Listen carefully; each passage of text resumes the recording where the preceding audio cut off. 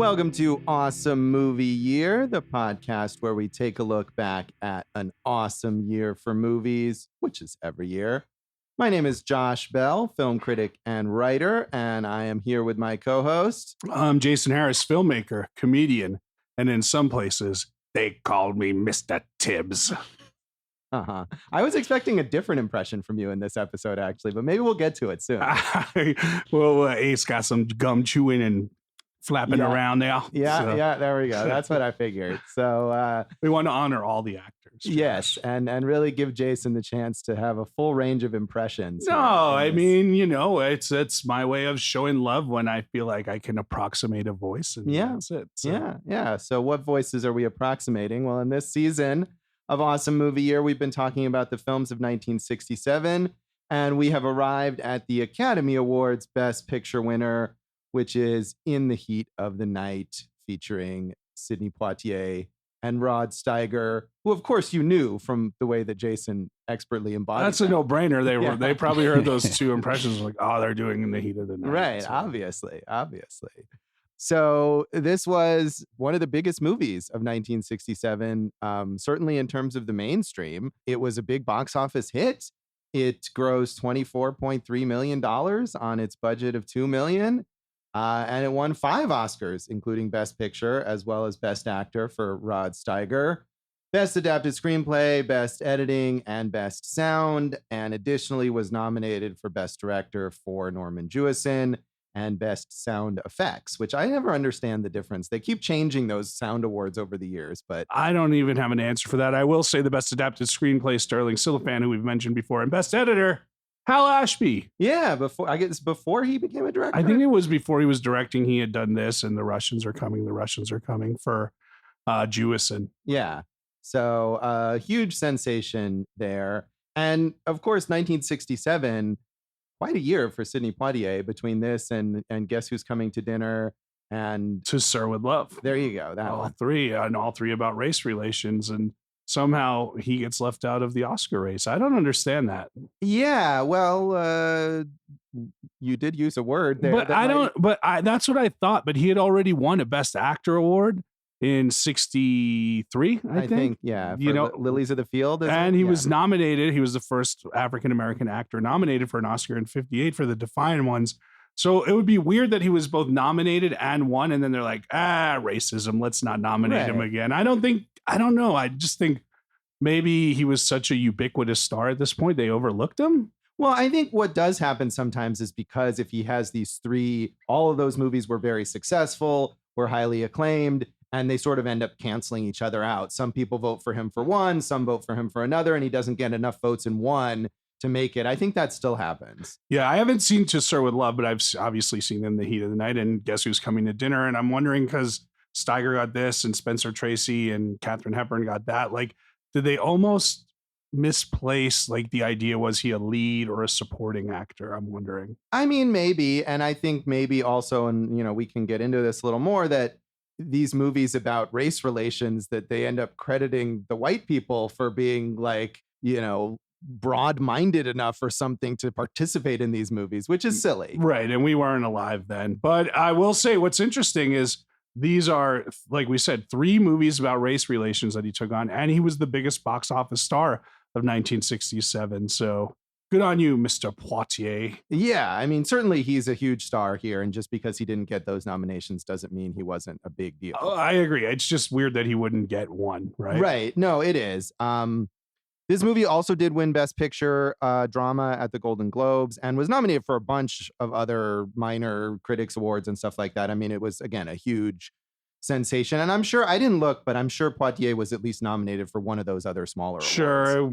Best Actor, National Board of Review, 2 BAFTA winners, and like you said, Best Actor and Film at the Golden Globes. So yeah, so hugely acclaimed, based on the 1965 novel by John Ball, the first of his novels featuring Mr. Tibbs, Virgil Tibbs, the detective from Philadelphia, who finds himself in Sparta, Mississippi here, helping to solve a murder reluctantly, I guess we could say. At least at first. I mean, it's so good structurally, this movie, that like man, they like it's every scene is so full of conflict. It's like if you want to be a screenwriter, you should watch this movie. So I agree. And mostly this movie was well regarded by critics, although interestingly, I think because of the topical nature of the story, critics had a lot to say, sort of influenced by the climate of the time.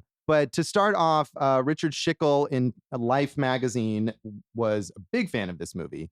He said, obviously, the makers of In the Heat of the Night, based on a novel by John Ball, have a good gimmick going for them. One so intrinsically intriguing that little more than its statement alone would have been enough to hook and hold our attention.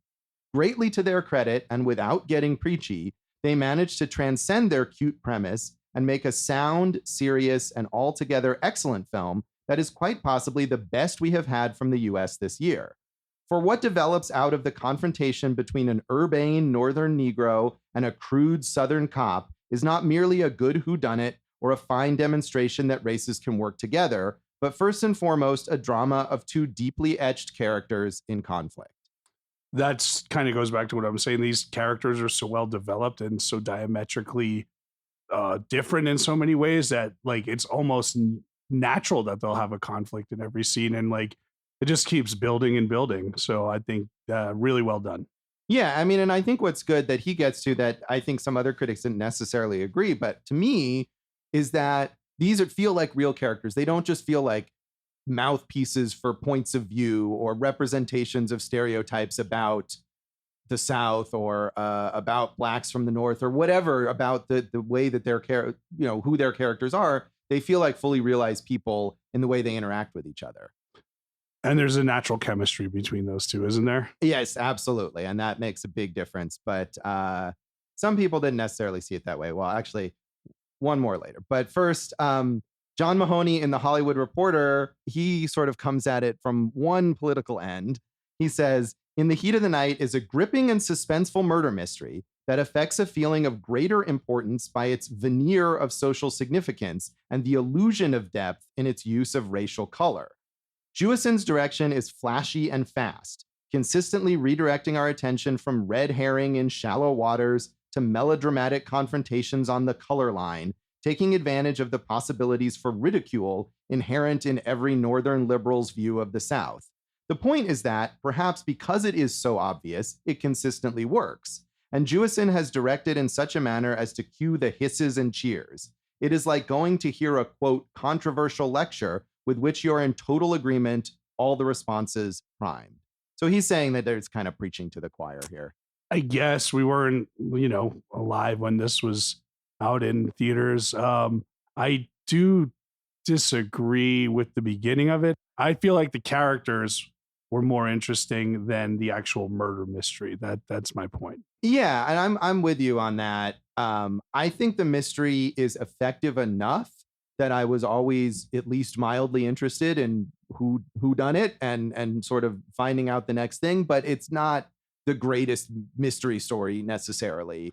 And I think it's just an effective vehicle for the character studies and for examining those social issues. I mean, it does do that very well, I think. I agree. I think he almost underestimates that. And Jewison is Canadian, Yes. So I'm wondering if that outsider's perspective might have added to kind of, the way he approached this film. Yeah, maybe so. So Andrew Sarris in The Village Voice was not at all impressed with with the political aspect of this film. He said, In the Heat of the Night is not a very good movie. Not awful, just not very good. The mystery plot makes so little sense that the audience is forced to concentrate exclusively on the vaudeville routines performed by Rod Steiger and Sidney Poitier. In this year of Clay and Carmichael, Black Power, and Blackened Powell, Hollywood will probably follow the lead of the rest of the country in bending over backward to be unfair to the Negro by giving the Oscar to Steiger rather than to Poitier. What bothered me most about In the Heat of the Night was the bland assumption that any Negro, however noble and privileged, could find rapport with a white man who was capable of addressing and undressing him as boy. Some words in our social vocabulary are irrevocable, and boy, I should think, is one of them. A little word indeed for so many centuries of slavery and emasculation. And he has a lot more to say as usual, but I feel like he's backed up his arguments there, Yeah.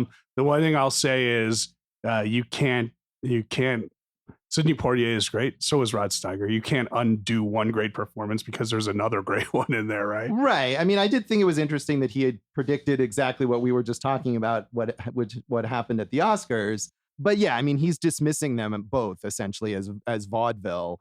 And this wasn't the only review that I found that seemed to imply that this movie was a comedy in some way, which I really did not see that at all. I didn't get it as a comedy either. He does kind of reiterate the other point that I made, that murder mystery does get a little murky at parts, and kind of you're so high and so invested in the characters and the story, and then you're like, wait, what, huh? And it kind of brings it down just a little bit. I guess. I mean, I felt like I could always follow the beats. You're of so the murder smart, mystery. Josh. You're the smartest detective we all know. No. I what I mean is that even though I wasn't, I felt like I understood each development. You're right that it's not always super compelling. Yeah. You're not always on the edge of your seat. Like, wait, that guy, like, who we never really cared about. We care about Rod Steiger and Sidney Poitier, Right. and obviously they didn't do it. So I mean, I kind of figured who done it. Oh, well, you're so smart now, aren't you? Sometimes they called me Mr. Tibbs, so that's why. No, but I mean, you see enough movies, you see a character early on, you kind of like, oh, well, they haven't paid attention to him in a while, right? We're gonna have to get back to him at some point, right? And then when they do, it's like very quickly but confrontational, and you're like, there's more to this than meets the eye. Yeah. No, I think so. I mean, that's like the Roger Ebert law of economy of characters. There's only so many people it could possibly be. But again, I felt like it added up, and a lot of murder mystery movies don't. So that in that sense, I thought it was perfectly solid. I mean, it's based on a novel by a guy who wrote detective stories. So, many of them. Yeah, exactly. So, presumably he knew how to construct this sort of thing. Also, that would be a horrible way to advertise the film, based on a novel by a guy who wrote detective stories. Well, no, but my point is that I don't know if the novel, I should have looked, I don't know if it was a sort of a bestseller, the novel necessarily, before this movie came out. I don't either, but obviously the series was successful because he wrote so many more, and there were 2 sequels, kind of, I guess, to this movie. 2 other Virgil Tibbs movies. Right. But which were not based on the later Virgil Tibbs novels. So had you seen this one before, No, Jason? never seen it. So it was exciting. And I know how much you revere this film. So I was really glad to sit down and watch it. Also, like we talked about, titans of the craft, right? Those 2 actors, Norman Jewison, major figure as a director. So I was really excited to sit down and watch this one. Yeah, I have seen it. I saw it not even that long ago, a few years ago. And I remember at the time, I mentioned this related to Point Blank too, that when I watched it and I did my little list of movies I'd seen for the first time that year from other years, this was my number 1 pick that year. I liked it a lot, and I liked it a lot again. I feel like this movie doesn't get enough credit because people think of it as like, oh, it was that 60s movie about race relations. Like, it's just going to be teaching you a lesson about something. And I think it's so much more than that. It's funny you mentioned that, Josh. I think right now, and we're in July at the time of this recording, I think this is probably my number 1 movie of this year that I hadn't seen before that was made in another year. So we're in agreement, which is really boring for the podcast. I'm glad though. Sometimes I will build up something. Oh, Jason, I love this movie, and then I hope that you like it too. Well, I do, and I mean, really, it's just like the characters, like we said, are so well drawn, and the interaction between them, the performances, and the direction. It's all great. So I mean, I always talk about how I like when an environment is a character, and like, this is a small southern town that they actually shot in Sparta, Illinois, because Poitier was worried because he was actually in the South before and had an incident where like the Klan was after him because, they're always idiots. And so he asked that they shoot most of it or all of it in the North. And they did shoot some in like Tennessee, but most of it is in Illinois. And like, I feel like you get a real sense of this town, right? You do. I feel like that way too. And not necessarily.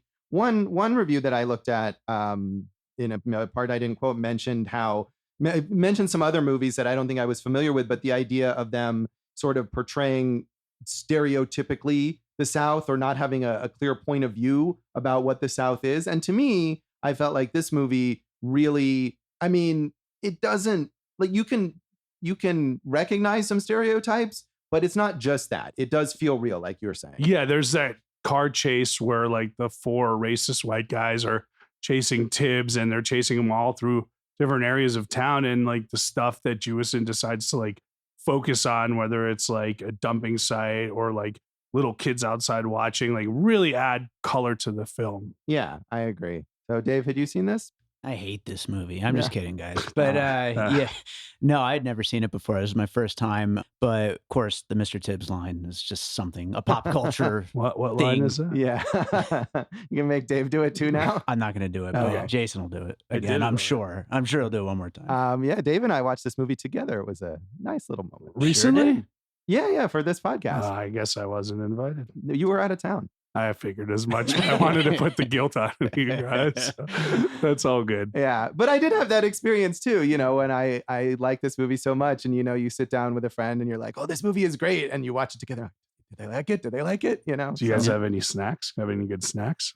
I don't think we had any No, snacks. we didn't eat anything. No. Well, then we I just snacked on the great performances in That's this right. movie. There That you is go. right. So any other background on this you want to mention, Jason? Let's see, Josh. Yeah, we got to mention Haskell Wexler, the famed cinematographer, director of photography. This is the first movie that ever lit African-American actor based on the skin tone, which is revolutionary, man. Right. And it's still something that not always done well. Yeah. And here you have so many iconic shots of Poitier, right? Like when he's in the jail and you see like the kind of reflections of the betting bars coming off of him, and in the office with Gillespie, the sheriff. And so, I mean, props to Wexler on this one, and pretty awesome, pretty monumental achievement in cinematography there. Yeah, I agree. And I think Wexler, you know, we talked a lot about the evolution of cinema in this year, and, you know, also the social conscience, and he was about to make one of those. I think is 68 was when he directed Medium Cool, one of those major turning point films. So quite a talent there, Haskell Wexler. He's not just medium cool, he's very cool. On that note, we'll come back in a moment and talk about our general thoughts on In the Heat of the Night.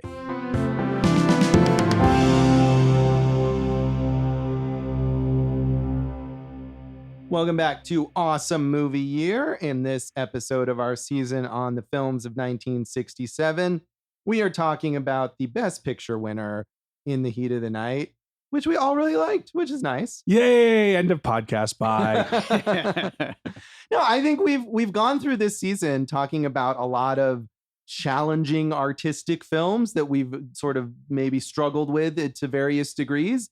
And this movie it's a mainstream film, but it's a really well-made mainstream film. Yeah, I obviously now it would be a Netflix or a Amazon only release, right? Yeah, maybe. But it's great that it was, again, such a big hit back then, and you know, spawned so many ancillary revenue streams and intellectual properties, I'd say. So, and you know, I mean, it comes down to this kind of rock solid, you know, oppositionally, you know, what's the word I'm looking there for, like confrontational relationship between Gillespie and Tibbs, and just like perhaps the respect that Gillespie has for Tibbs, whether he wants to or not, he has to, right? Right. And that's all there in the performances, I think.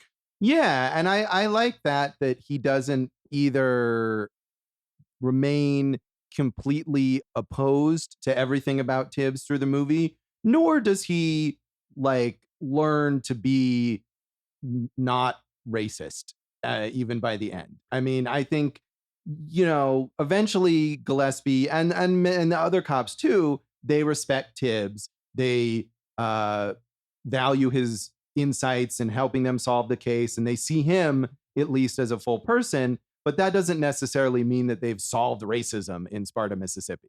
Well, that's why they had to have the sequel. No, I'm just But no, but you know what's funny, Josh, is like, you know, he does these little things, Jewison, where it's like, you know, where like those four racists chase down Tibbs and they're in like the warehouse that obviously later on Kevin Bacon uses in Footloose to do that dance sequence. So what a warehouse. Yeah, is dancing legal in Sparta, Mississippi? Or we never really find out. We don't know. But so anyway, they chase him down, and you know, Tibbs has, it's 4-on-1. They all have weapons, and Tibbs has like a lead pipe. He's fending him off. And then you see Gillespie there, and like he waits a second before he, you know, tells the racists, like, get out of here, you racists, right? You know?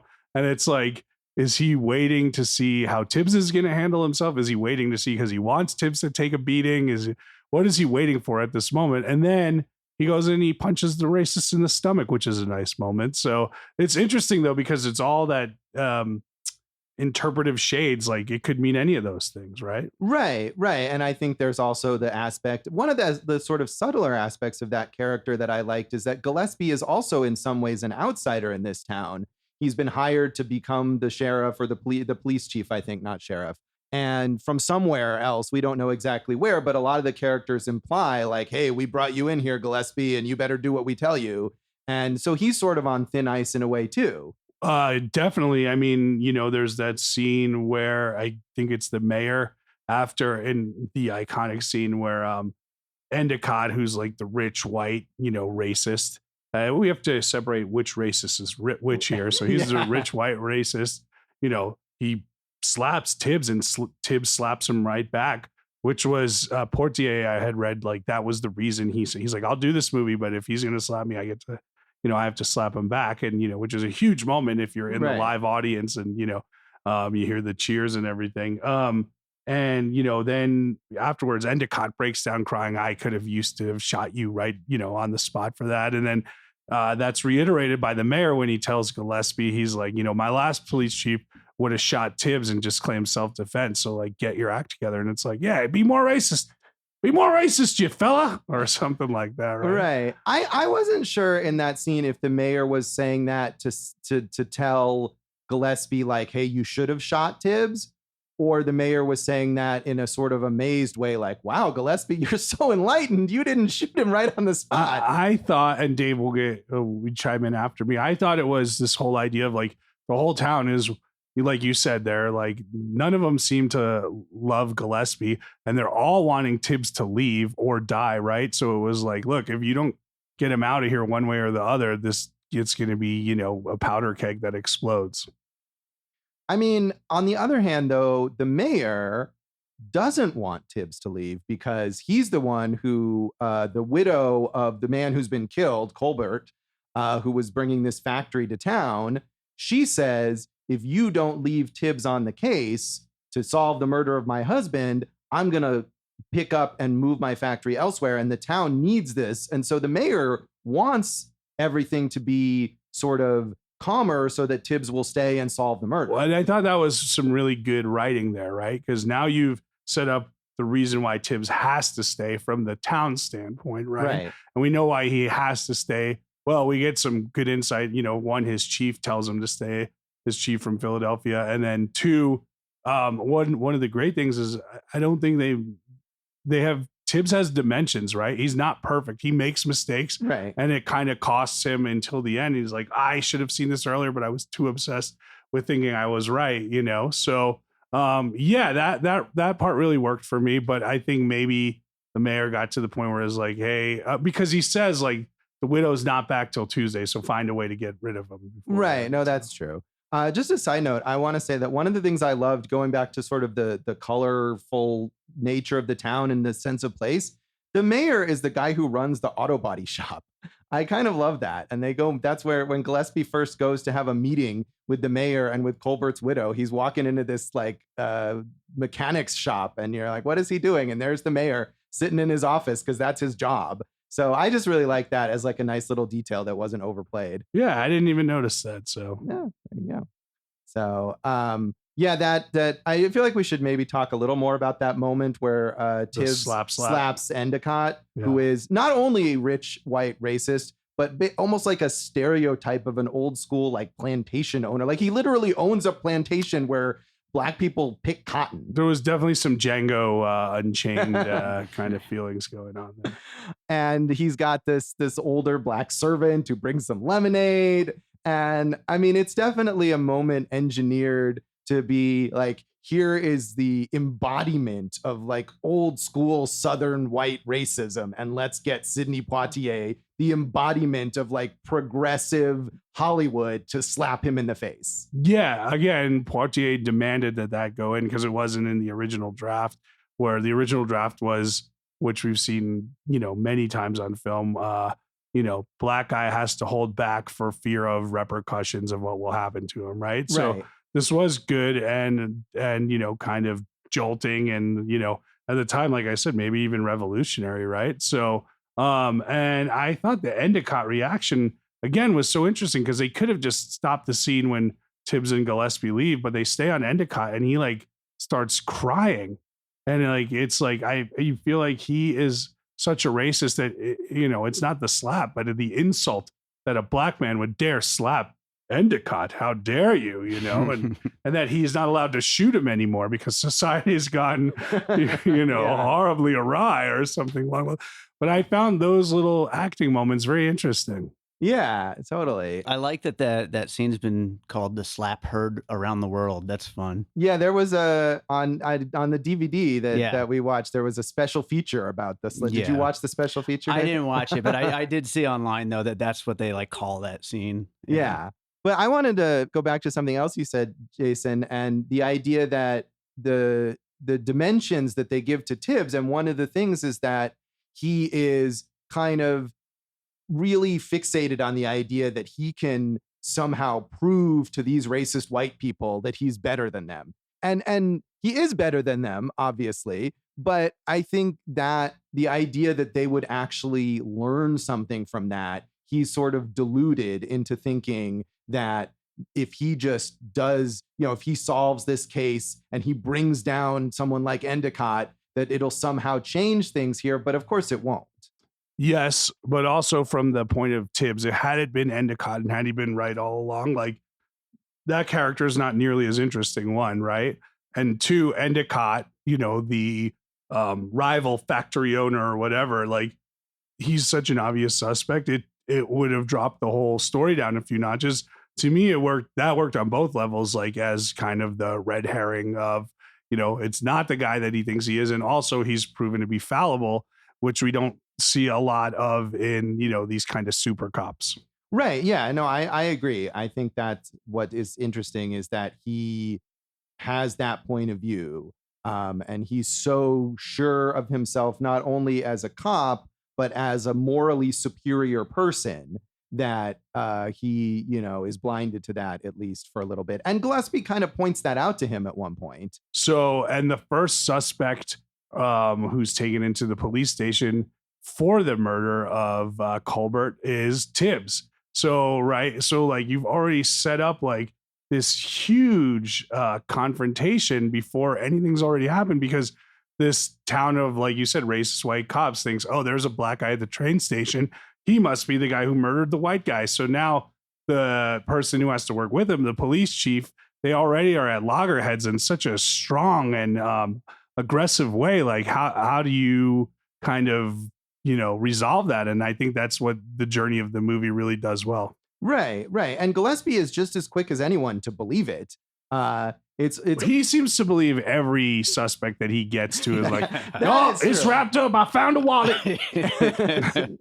that is true. And that is one of the things that I think is maybe, to bring in some kind of criticism, is that gets a little repetitive in this movie, where Gillespie is so quick to he just wants to wrap up the case. And you understand that from his sort of character perspective, that he wants to have someone in custody who is blamed for this, almost whether or not it's actually true, just so he can say he did it. But it is a little comical how many times that happens. And also how many times they're like, all right, Virgil, get out of here, go home. Yeah. And then they're like, no, wait, come back. Well, Josh, so again, great setup to all the pressure that the Gillespie character is feeling. One, he's in a town where he's not wanted, right? And not loved. Two, all of his deputies are idiots or whatever. All the other police officers are morons. Right. Not only they're morons, but they're morons who don't respect him. Yeah, and they just kind of just like playing jokes, but like not doing any work, you know. And then 3, there's that whole scene where they say, "Oh yeah, I think Tibbs will be dead by Saturday if he sticks around." And the mayor's like, we can't have that. This whole town will like explode if that happens. So there's all this pressure on him. 1, solve the case. 2, make sure Tibbs doesn't die. 3, the police suck. You're basically on your own. Like, and 4, none of us like you anyway, so we're gonna try to get rid of you. And it's like there's a lot kind of closing in on this guy. Right. There is. And one of the things also, again, sort of in the depiction of the town that is fascinating is you mentioned the mayor says, we can't have Tibbs get killed because this town will explode. And the reason for that is the sort of almost entirely unseen, like half of the town that is populated by Black people. Yeah. And we only really see that at the end when he goes to would you call it a back alley or a legal abortion clinic where the white girl is going to go to get an abortion. Yeah. But I thought that was fascinating that there are enough glimpses of that, or even when we have the car chase where those the 4 racist guys are trying to chase down Tibbs, and we see, as you were saying, the sort of different areas of town that they drive through, and you realize there's this whole other kind of run down area where all of these Black people are living, and it gives you a sense of so much beyond the people that we see and the world that we see that the white people inhabit. Yeah, we see the one gentleman who is like a mechanic who fixes the car and kind of says that Tibbs can stay at their, I don't know if it's like a motel or just a housing area that he's allowed to stay in. But it's, for me, you know, I'm glad you brought that up because I grew up in New Jersey in the 80s and my town was considered very progressive because we were a mixed town, but there was definitely like white area, Black area. And like, I would, you know, go play basketball in the Black area, or, you know, I'd have friends come over and we would do whatever. And it's like, but there was such a, even in the 80s, like there was such a, even whatever the integration was, there was still a segregation of like living spaces. Right. And I mean, I think that's something that still exists in most places, really. Yeah, it's kind of sad that like we watched this movie from 1967 and you're like, man, so much of this still rings true. And like the disrespectful language and, you know, just the idea of like the value of a life because someone is a different color. It's just, I can't believe we're still dealing with this. Yeah, no, I mean, almost everything in this movie could be today. Now. Yeah. I mean, and other things too, other kind of social issue stuff. And that's another thing that I really like about this movie is that it tackles a lot of heavy themes beyond just racism. I mean, the whole idea of the factory coming into town and that they are so dependent on this one guy. The economy, it'll save the, you know, create jobs and all that. So Right. And not only do they need to solve the murder because someone was murdered and that's what you do, but like the widow character holds all this power because she can take away this factory that will like ruin the economy of this little town. Yeah. Agreed. And then Kevin Bacon's got nothing to dance for. What was the economy of that town, really? I think it was similar to this, wasn't it? So, I mean, there was tractors. There were tractors, and then they raced them. Speaking of Footloose, this movie has a great soundtrack. Yeah. The soundtrack on this movie is fantastic by Quincy Jones. Ray Charles, the theme song. Yep, right, that theme song is great, which I don't know why that wasn't nominated for an Oscar. I looked it up. I figured it must have been, but it wasn't. You know, No.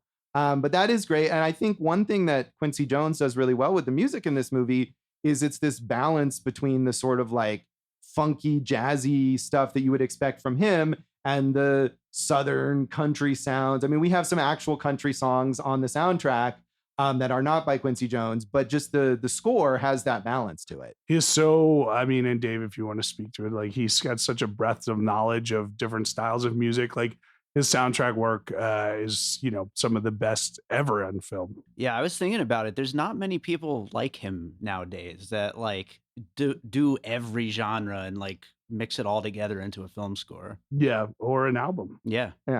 And I will say also, the country songs that they choose, it's not just like well, it's the South and it's redneck, so we'll have some country. These are like the most corn pone country songs you could possibly find. My favorite, Foul Owl on the Prowl. That is a great, great one. Do you know the story behind that one? I saw it's a cover, right? It's not a cover. I mean, I heard the intro beats and I was like, oh, because I knew the song that it was supposed to be. Okay. When I heard the intro, it's Sam the Sham and the Pharaohs. Hey there, little Red Riding Hood. Right. But they couldn't get the rights to that, so Quincy Jones wrote "Oh, gotcha." Foul Owl on the Prowl, which sounds exactly like it. So, yeah, that's but awesome. I feel like that works, especially in the scene, because it's being played by the diner owner, who turns out to be the murderer. Yep. But even if he wasn't the murderer, he's obviously such a sleazeball that he is a total foul owl on the prowl. Definitely. And it works Foul Owl perfectly. on the Prowl, yeah. Yeah. Josh,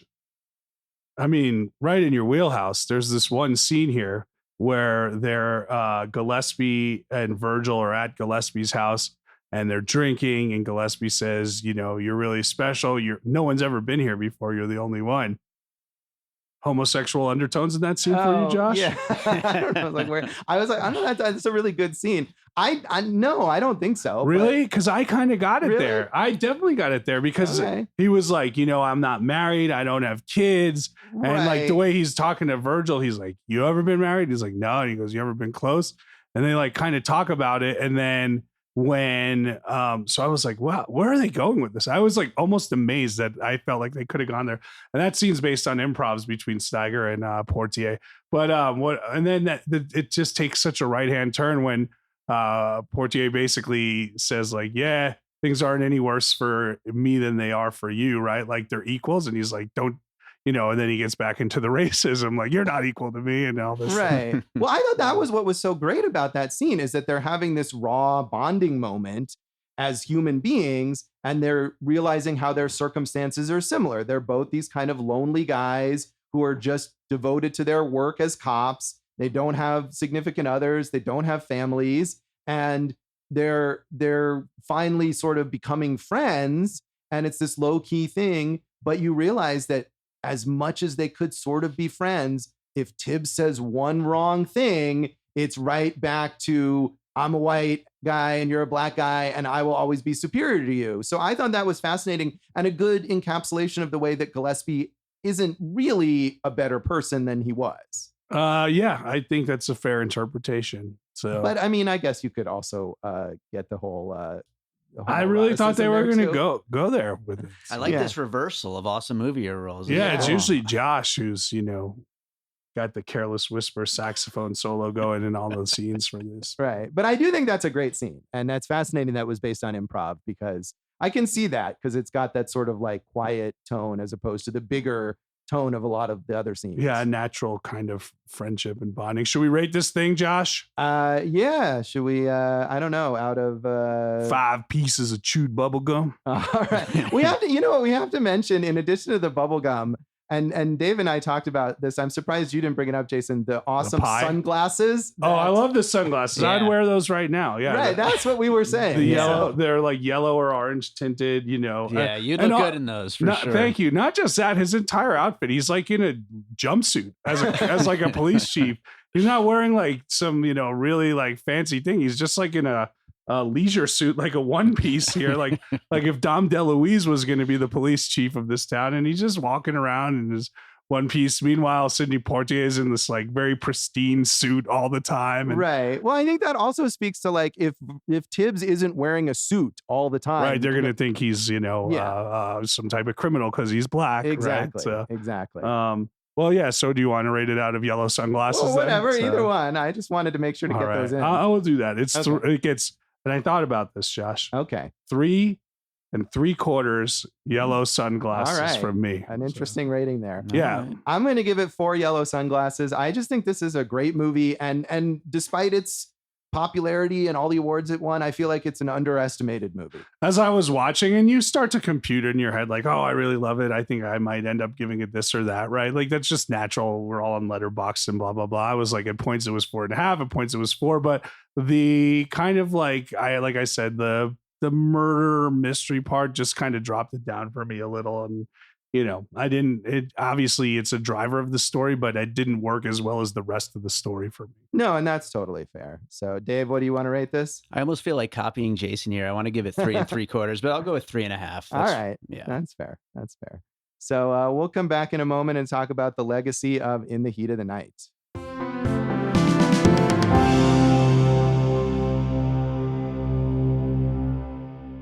Welcome back to Awesome Movie Year. In this episode of our season on the films of 1967, we've been talking about the Best Picture winner In the Heat of the Night. And as we kind of mentioned a bit earlier, legacy-wise, because this movie was such a huge sensation, it did spawn 2 sequels starring Sidney Poitier as Virgil Tibbs, not featuring any of the other characters. They Call Me Mr. Tibbs. That line was such a huge sensation that they had to use it as the title for the sequel. Came out in 1970, and The Organization in 1971. And I actually watched They Call Me Mr. Tibbs, which is not good. And the biggest problem with that movie is that it is essentially a different character. Not only does it not take place in Sparta, and it's in San Francisco, right? It's in San Francisco, but they, in this movie, it's clearly established that Tibbs is from Philadelphia. He's single. He doesn't have kids. And in the sequel, all of a sudden, not only does he now live in San Francisco, but he's lived there his whole life. He has a wife and 2 kids who definitely would not have cropped up in the 3 years between these 2 movies because they're far too old. And so he's just a generic like city cop guy. They could have easily made the exact same movie and just changed the name. It just sounds like, again, a movie ahead of its time because of all these crappy reboots where you're supposed to forget what happened 3 years earlier. It's like The Amazing Spider-Man Tibbs here or something like that. But the weird thing about it is that you're obviously not supposed to forget because they take that line and they make it the title. It has nothing to do with the story of the movie. They call me Mr. Tibbs, but not in the way that you remember from the line that I just said, which is the title of the movie. Yeah, it's ridiculous. And so it just has this very boring police procedural story. It has almost no like social commentary to it whatsoever. There's no racism at all, and it just is just dull. And so I did not watch the third one, which judging from some commentary on Letterboxd sounds like it's a little better, but still just has nothing to do with Tibbs as I haven't seen this movie. I won't watch it because you said it's bad. I just think like it's almost impossible to repeat what they did with the relationships. I mean, I'm thinking of something of like Lethal Weapon where they were able to pull it off more than once, right? And but if you don't have that dynamic, what is there? Right. I mean, and they don't even try. They could have said, okay, well, Tibbs is now going to have some sort of other character who he's going to play off of. But they really don't. Martin Landau is in it, who gets kind of big second billing, and I thought maybe that would be it. But he plays Tibbs's old friend who is a suspect in the murder, and he's long stretches of the movie he's not even in. So it definitely doesn't have that same dynamic. Yeah. Does he say the line again? No. I mean, I feel like that would have been really bad. It's bad enough that it's the title, but if they made him say it again. Like he's just at the DMV and he's like the next one online. Like, what's your name? And they called me Mr. Tibbs. Yeah, thankfully they don't do that. But again, it's just so generic, and they make him this like, he like slaps his kids around, and he's not even the kind of morally upstanding guy that Tibbs was. Well, I guess my real question is if Sidney Poitier was so careful curating the films he was doing and the social aspects of what was going on, why would he agree to do 2 more of these? I don't know. Or why would he agree to do these ones? Right. I mean, the idea of the character coming back isn't necessarily inherently bad. Yeah. But yeah, it just seems like it was very misguided. Now, on the other hand, Josh, the TV show In the Heat of the Night, which was going late 80s through the mid 90s with Carol O'Connor. And do you remember who played Tibbs in that one? It's Howard Rollins who played Tibbs. That was very successful. Carol O'Connor won an Emmy for it. Yeah. And they won 2 NAACP awards, one for Rollins and one for the show as a whole. And that was a very popular television show when we were younger. It was, and it's weird that it took all that time. It was 1988 that show started, and that many years after the movie for some reason someone decided, wait, this is what we should make a TV show. No, I out don't of. mind that. No, I just wonder sort of like what happened that was decided at that time that, you know what, we need a show based on In the Heat of the Night. I mean, probably the same thing with like the Mighty Ducks that just came out, that new Mighty Ducks. Yeah. That's what I will kind of compare it to. When is the time right for a Mighty Ducks reboot? Maybe always, but maybe the never. answer is now. Right. I mean, I guess this is something that we see now, where like studios who own any property are like, how can we exploit this? But I think of it less back then. And maybe Carol O'Connor wrote on the show also under a different name. So I wonder if, because he was such a major star of television, and after All in the Family, maybe he was looking for something and he felt like he could really chomp down on this character. Yeah, that's possible. Maybe he was just a fan of the movie and got it going. But I definitely remember this being one of those basic cop shows that was on every week when I was younger. Yeah. 88 to 94 were the years that this ran on two different networks, on NBC and CBS. So one of those shows that was popular enough that a second network picked it up. Yeah, well, they had issues where like Rollins, it's kind of a sad story. Yeah, he had alcohol problems, and Tibbs actually left as a character and was replaced. They had to fire show. him, you know, and replaced him with Carl Weathers, which I am always for. There you go. You can't go wrong with Carl Weathers. So, and then Tibbs as a character also, as we kind of alluded to, appeared in 6 more novels by John Ball. He wrote Tibbs novels from 1965 to 1986. So that was one of his major characters as a crime novelist. He wrote a lot of other books too, but Tibbs was a big character. And I don't know if those books are any good, but it is a little weird that no one decided to actually adapt those novels. You would think that would be a TV show right now for like Amazon or something like that. Right. The Virgil Tibbs TV show now? Or something I like could that. see that. Yeah. I mean, someone's got to own this IP right now. Why isn't Virgil Tibbs in the background of Space Jam: A New Legacy? Come on. It's funny, Josh, because thankfully that he's not. Yeah. But Stirling Silliphant, the screenwriter here, Josh, did go on to create Perry Mason, if I'm not mistaken. And Perry Mason was just rebooted in that type of limited series we were talking about. So it all comes together. Not at all, Josh. No.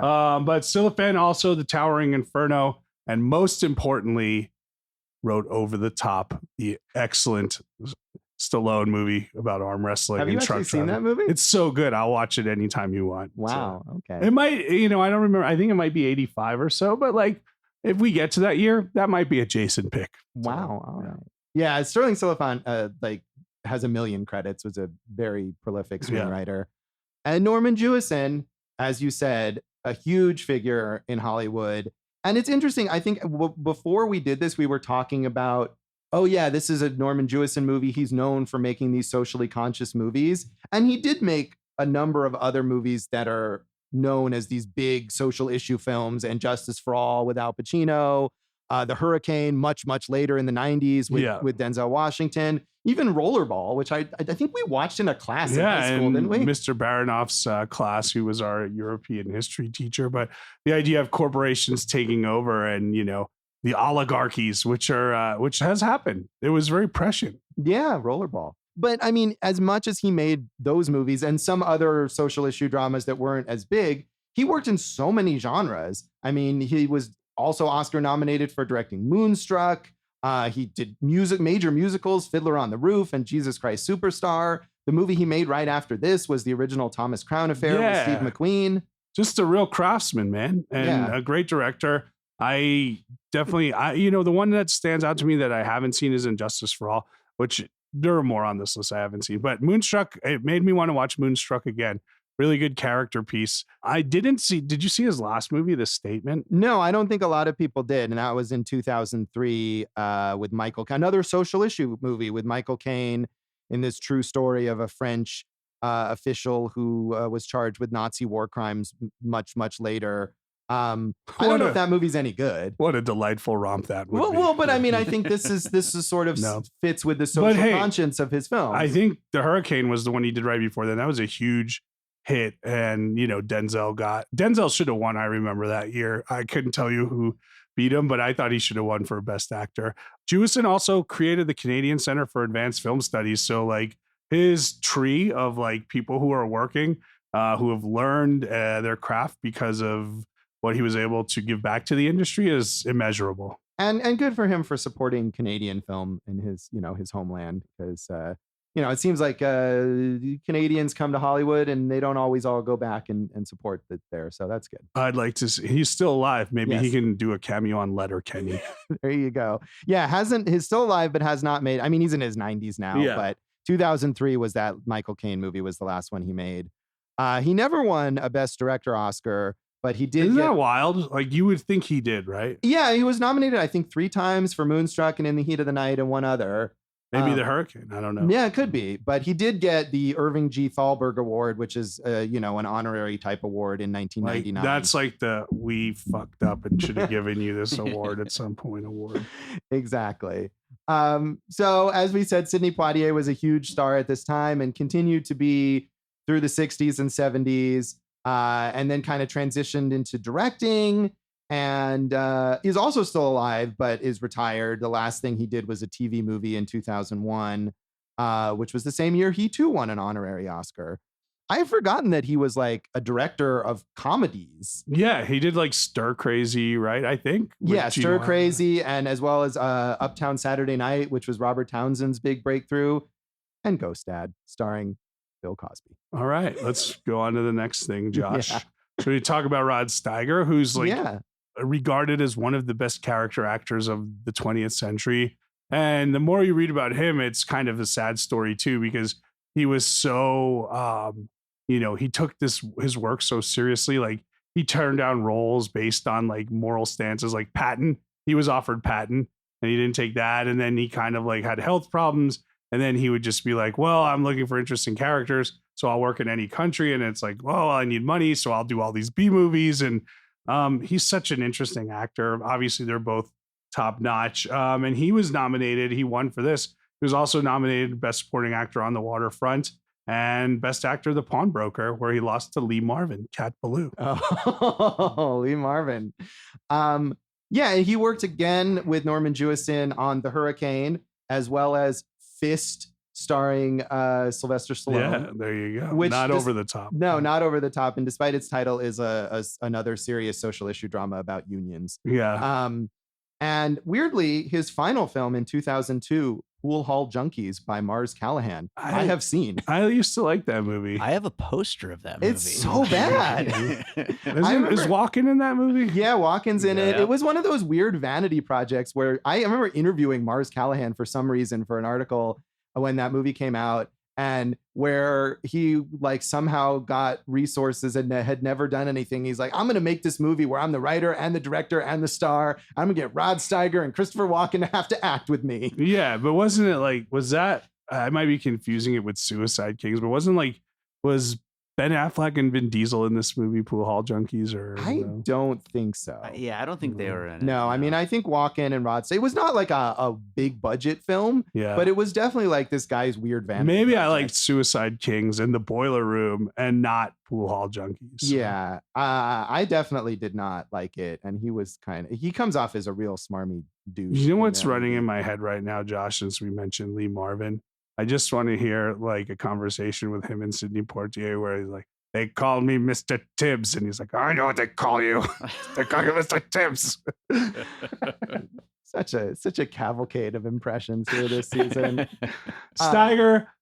We talked about Stuart Rosenberg earlier this year for Cool Hand Luke. Yeah. He was in the Amityville Horror, which Rosenberg directed. Oh yes. We mentioned On the Waterfront.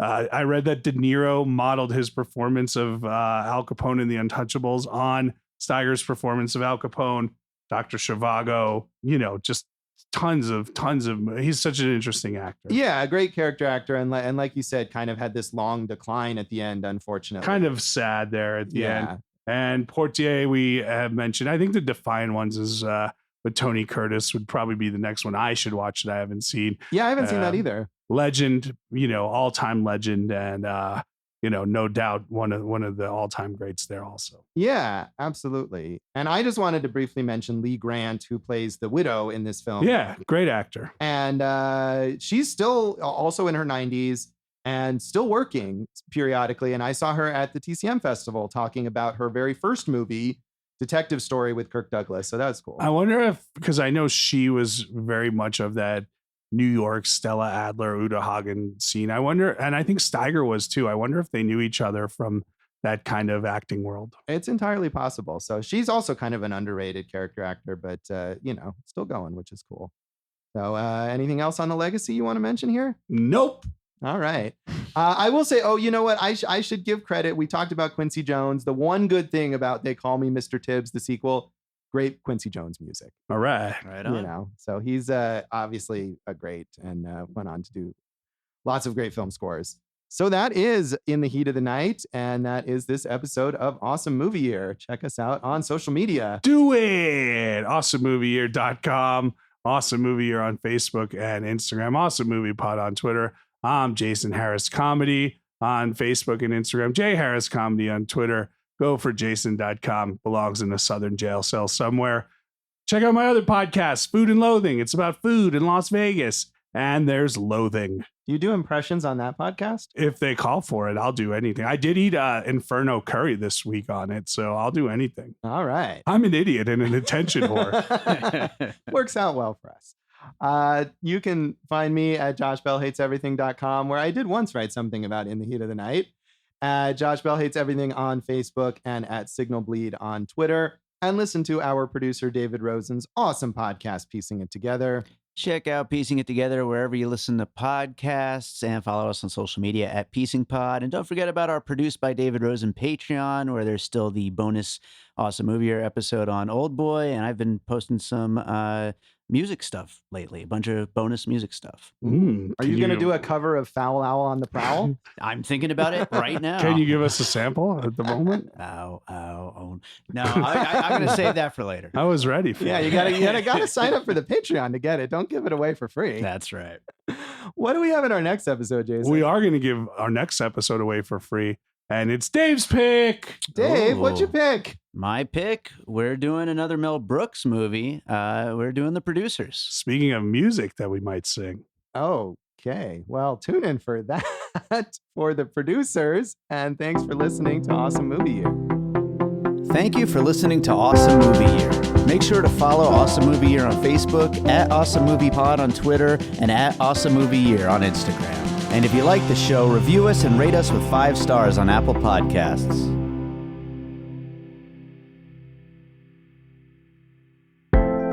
An All Points West production, produced by David Rosen in Las Vegas. Dave, speaking of that soundtrack, did you guys watch the credits all the way through? I don't think we did. Because at the end of the song, Ray Charles, he just does like a really high, kind of raspy, in the heat of the night. And it's really good. So